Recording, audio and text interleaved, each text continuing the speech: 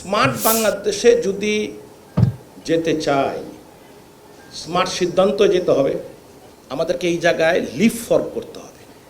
Lip fork মানে ব্যাঙের লাভ দিতে হবে। আমরা অনেক পিছিয়ে গেছি।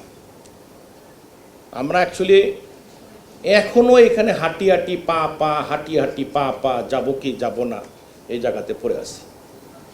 সো এখানে মূল ভূমিকা শক্তি কিন্তু আপনাদের, যা ইঞ্জিনিয়াররা আছেন। এখন এখানে অনেকে আছেন ট্রেডিশনাল ওয়েতে অনেক জায়গাতে আগে পাশ করে আসছেন, আমাদের বয়সী যারা বা আমাদের আগের ব্যাচের বা পরের ব্যাচের যারা আছেন টেকনোলজি ফ্রেন্ডলি না। আজকে দেখতেছিলাম অর্গনোগ্রামে মিনিস্ট্রিতে কম্পিউটার অপারেটর 28 জন। আমি জিজ্ঞাসা করলাম কাজ কী করে, বলে ও স্যার ড্রাফট করে।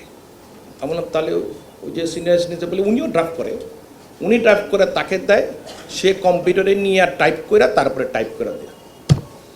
আপনি কি মনে করেন স্মার্ট বাংলাদেশে এটার কোনো জায়গা আছে? আছে? বলেন না আছে? নিজের কাজ নিজে করতে হবে। এই যে প্রফেসর সব বললো নাই, আমরা কি তাই জায়গা করি?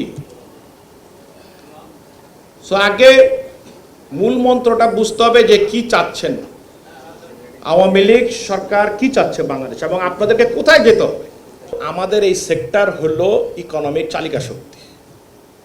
এখানকার প্রত্যেকটা ইঞ্জিনিয়ার প্রচণ্ডভাবে ডেডিকেটেড কাজ করেন। তারা কোনো শুক্রবার শনিবার নাই। বিশ্বাস করেন বা না করেন, যারা আছেন তাদেরকে জিজ্ঞাসা করেন, 24 আওয়ার কাজ চলে, আমার মোবাইল খোলা থাকে। এই যে ডেডিকেশন, এই ডেডিকেশন বৃথা যাবে যদি আমাদের স্টাডি এবং লার্নিংয়ের মধ্যে না থাকি, ইনোভেটিভ না হই, ইনোভেশনের মধ্যে না থাকি। আপনাদের সবচেয়ে বড় ভূমিকা, স্রোতের সাথে থাকতে হবে, সিদ্ধান্তের সাথে থাকতে হবে। আপনাদের ডিসিশন মেকিংয়ের কারণে কিন্তু বাংলাদেশ পিছিয়ে যেতে পারে।